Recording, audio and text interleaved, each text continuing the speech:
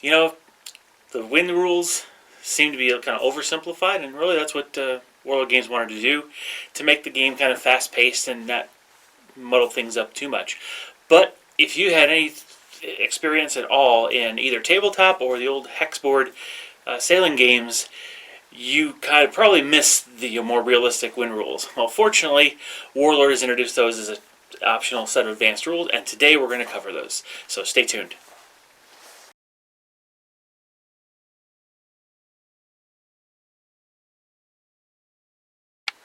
Welcome to today's Hedgehog Naval Academy lesson. We're going to go over, like I said, just the realistic win rules. Now, really, they're kind of simple, but I want to go into a little more detail to show you some of the things you need to think about and kind of how it actually would look on the table, just to prepare you. And then the next naval exercise we'll do, you'll actually see it in effect. All right, so we're going to take a look up here. This is the actual chart. You'll see it looks very similar to the regular wind chart, but you'll notice two very obvious things. First of all, there is a horizontal line, as you can see right there, right across the middle.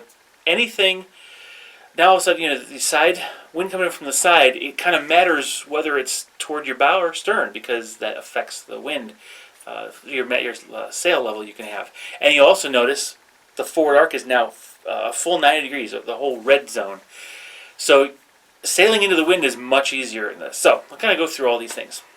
So as you notice, the very top, the red section, it's a full 90 degrees. You can use the turn indicator to map that out for you very, very simply. Now you'll notice between the basically between the 45 degree angle and 90 degree angle right here, you can see the maximum you can do is light sail, which makes sense. You're kind of heading toward the wind or windward.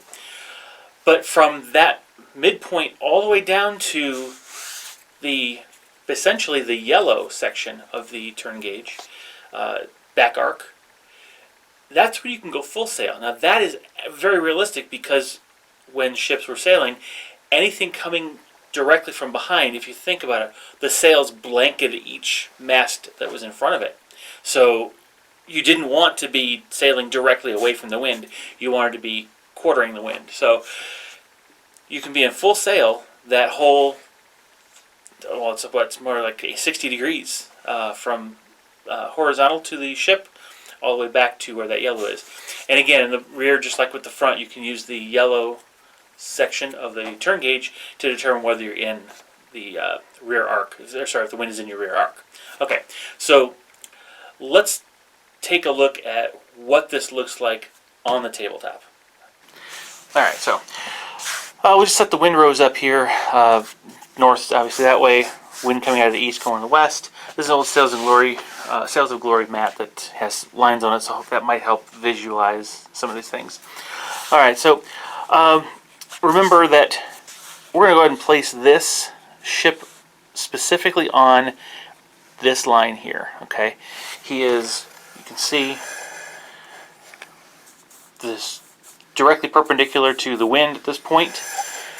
We're going to have the there's a 45 degree angle off the bow, so that's your full 45 degree arc, like on the this turn gauge.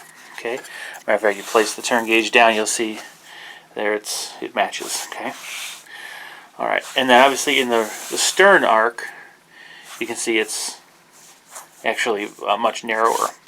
All right, so now obviously when you're going to be moving your ship around, it's going to really, it's not going to be all these nice perfect angles, right? But you can always consider, you take the movement gauge and you can always line up the angle of the wind with your ship wherever it happens to be coming in, and you'll be able to tell where it is within that arc. Okay, so that if it's coming in, if your ship's positioned this way, to the wind, obviously that's in the back quarter. If it's here, you'll notice that yellow, you can still do full sail. As the ship turns to the point where all of a sudden you're here, now the rear sails are starting to blanket the ones ahead. Now you can only go battle sail as a max, right? Okay. And of course, going forward, same way. You know, now you're going light until such a point where you're actually moving within 45 degrees of the wind. So that's important. Now, fortunately, now with this 45 degree angle here, representing light sail as your maximum, it's very difficult, or much less likely, you're going to be going from battle sail to anchored when you actually do turn into the wind after doing some maneuvering. So you're much less likely to have to worry about tacking. However, because any of the wind coming in this back quarter, you can be at full sail.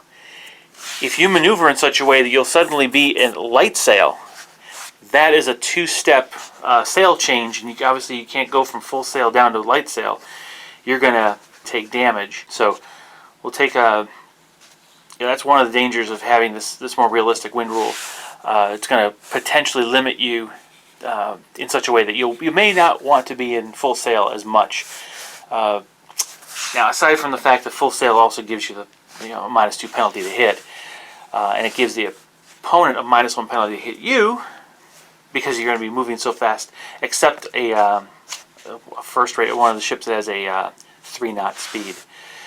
So there's might be a little more danger in going full sail, since you'll be so close to a light sail going into the wind. Remember, that wind change can really mess you up. It just needs to change about 45 degrees, and you'll all of a sudden be going from full sail to possibly into light sail, and that may cause trouble.